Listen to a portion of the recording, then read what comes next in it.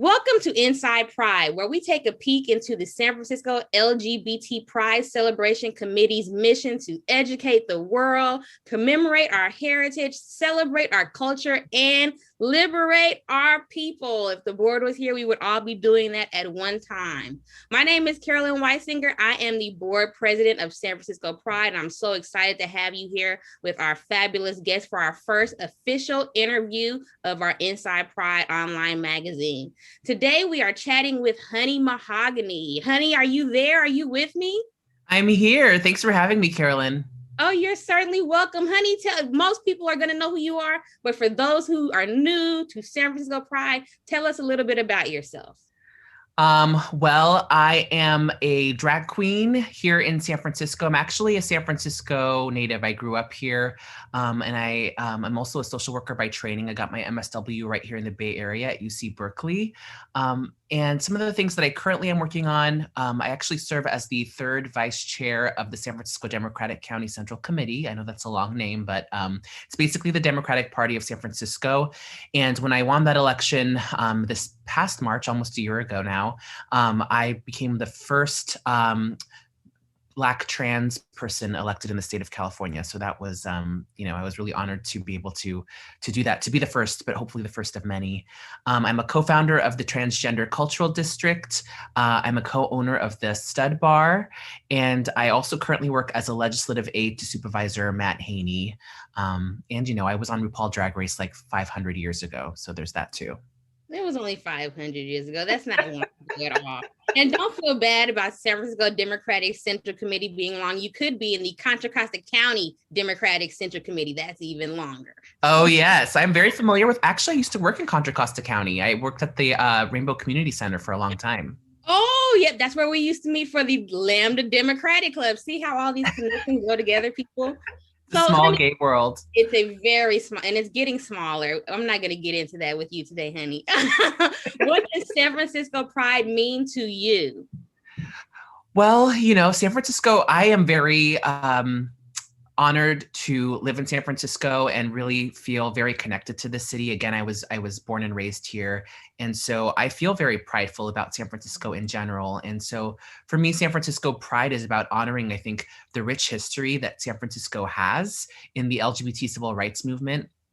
3 years before the Stonewall riots, we had the Compton's Cafeteria riots right here in San Francisco, which is, the first documented collective uprising of LGBT people in this country.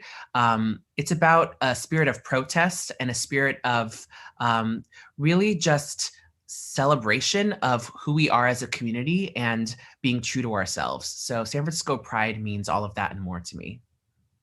Okay. Well, I have some very political questions to ask you. We know that there are only a few of us LGBTQ folks who dabble or dip our toes into the political world.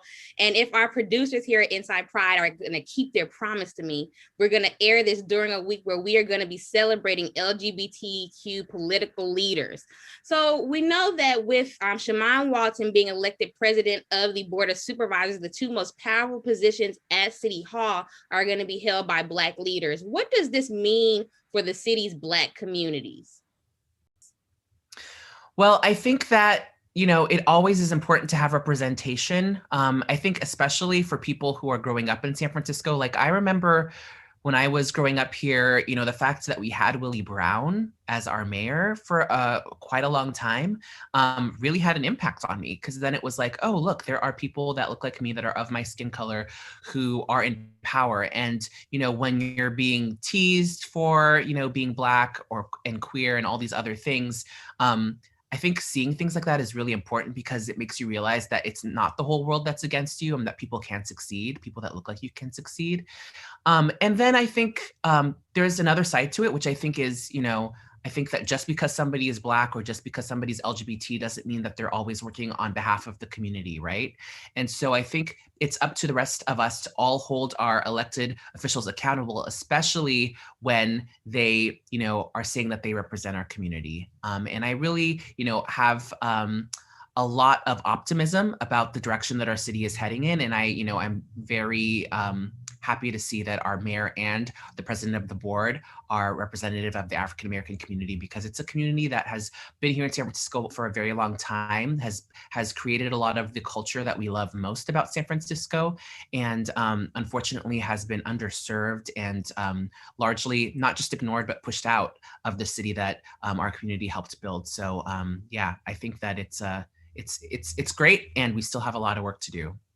Well, adding on to that, like I said, there are only a few of us LGBTQ folks who decide to get involved politically, but we are starting to see more. Of course, we do have, Mayor Lightfoot, which is an LGBT mayor of a big city. We do have trans women that are city council members across the nation. How do you feel about the rise in LGBTQ and Black LGBTQ leaders across the nation? I think that representation is important, like I said earlier.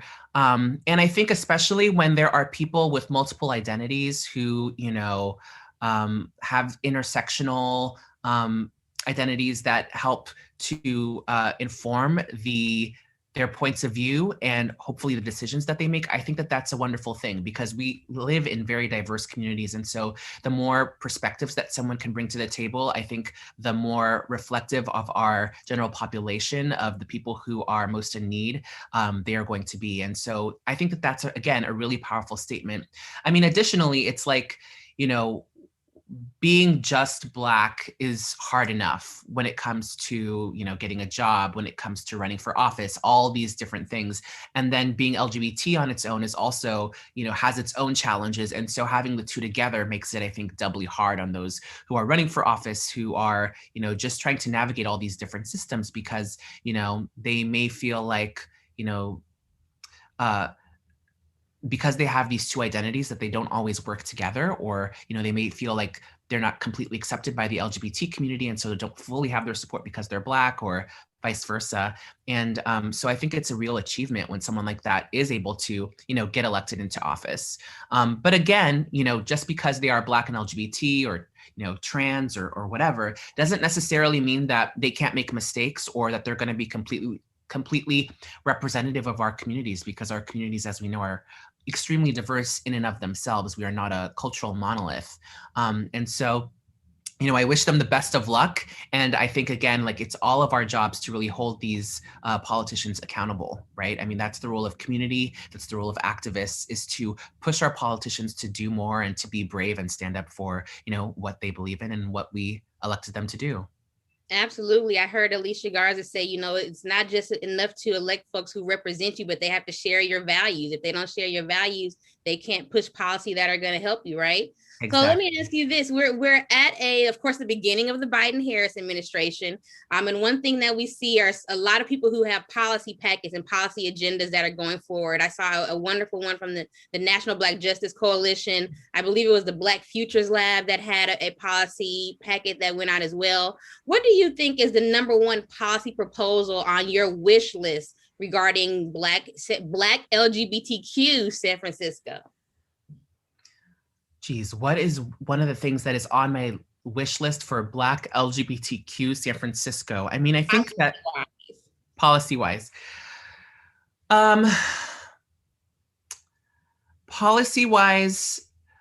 one thing that I would really like the city to do is really invest in alternatives to policing in a way that is that involves community process. And what I mean by that is, I think that the community needs to be involved in the conversation, and the community actually, like, I don't think it's enough to just say, well, defund the police. I mean, I understand the movement, and I actually do believe that we need to defund the police to an extent, but I actually think that it's going to take us actually working alongside law enforcement and the police department to create the type of change we need to see, because whether we like it or not, right now what we have is the police, and just completely removing them right away, I don't think will leave us in the best conditions to move forward. And I say that as somebody who works in the Tenderloin, who works in the South of Market, who hears a lot from constituents who live in the Fillmore and the Bayview. Like, a lot of these communities are not the ones that are saying like, okay, we just got to completely abolish the police, right? They do believe in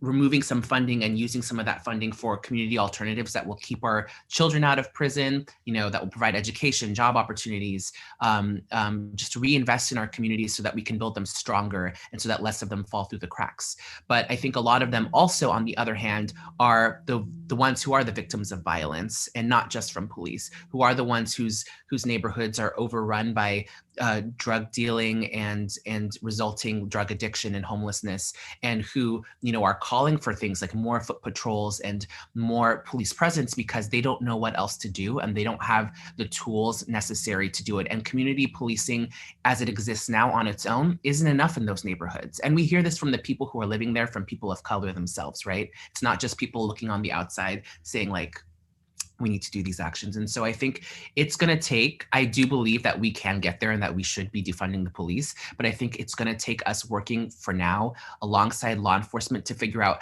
what law enforcement's role can be and how we can bring in community policing and how eventually we can get to a place where law enforcement may not be necessary anymore, right? I think it's going to be a gradual process, and it's going to take, it's just going to take the city taking this very seriously and being willing to make that investment and have those really tough conversations and really serve as a convener so that everybody is brought to the table and we can work through this together.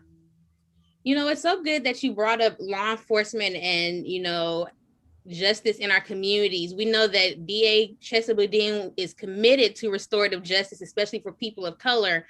He narrowly won his first race, and all it takes is one tabloid-friendly issue, and we've seen that already. People trying to slander him on Instagram, on Twitter. I mean, I saw a whole room. I don't know if you're on Clubhouse, Honey, but I'm on Clubhouse.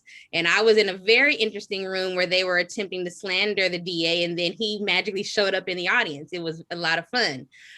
What can we as a community do to support a district attorney who is so committed to really rooting out the root causes that put people in harm's way, in interacting with the police before they're actually policing folks and incarcerating people? How can we support him in his effort when so many people are trying to, frankly, on Twitter, recall DA Chesa Boudin? What can we do?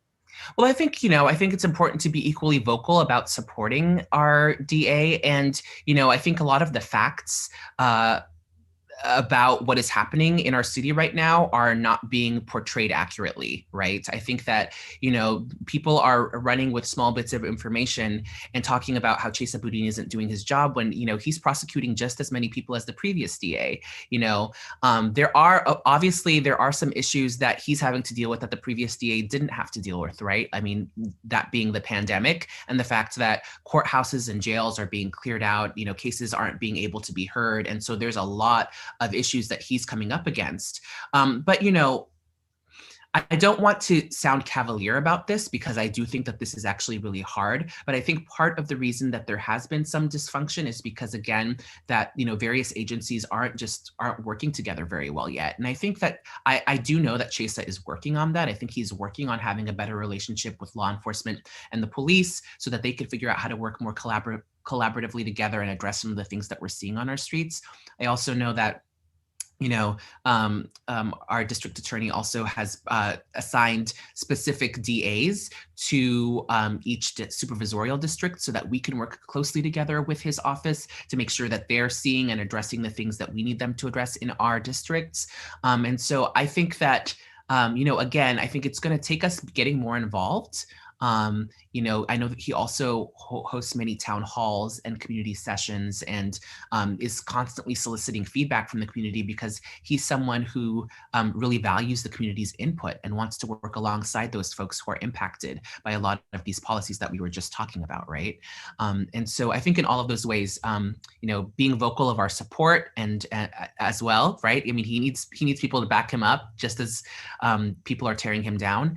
And being willing to work with him. And then, I think it's going to take some time to overcome some of those challenges of COVID, but he's going to do that, I think, through, again, forming stronger relationships with the police, with the district supervisors, and with community members.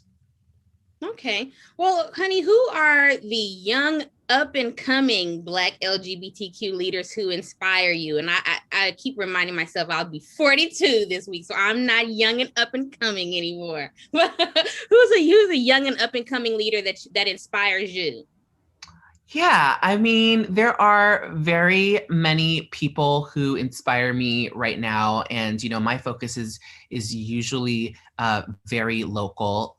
So Aria Saeed is definitely like a firebrand, and I say her.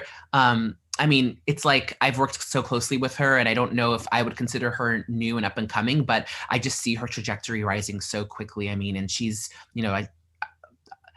I think she said publicly that she's barely over 30. So she's 31. She might kill me for saying that later, but so I still consider her. That Aria, if you were watching this, I didn't tell her to say your age. I did. She looks amazing. 31 is young. It's definitely a lot younger than me.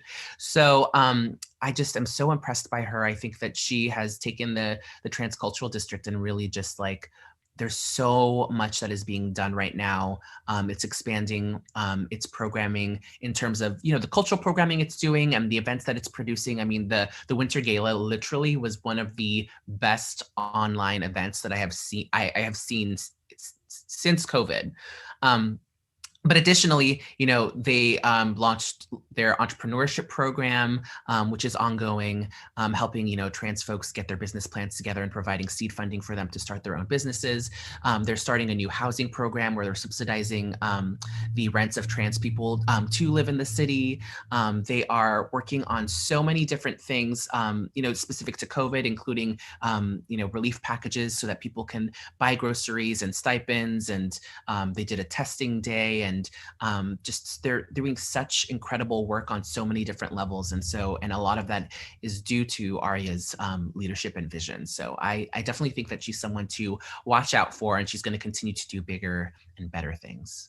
I absolutely agree. Well, I'm going to ask you one last question, and people are used to me doing these interviews and asking these very important questions. I'm not going to do that on an Inside Pride because, this is not my personal platform. So I'm going to steal Fred's question, and especially because you've hosted our main stage for so many years and you've seen so many incredible artists come across the main stage. Who's an artist that you haven't seen come across the main stage that you would like to see on? Who is an artist that I would love to see on the main stage?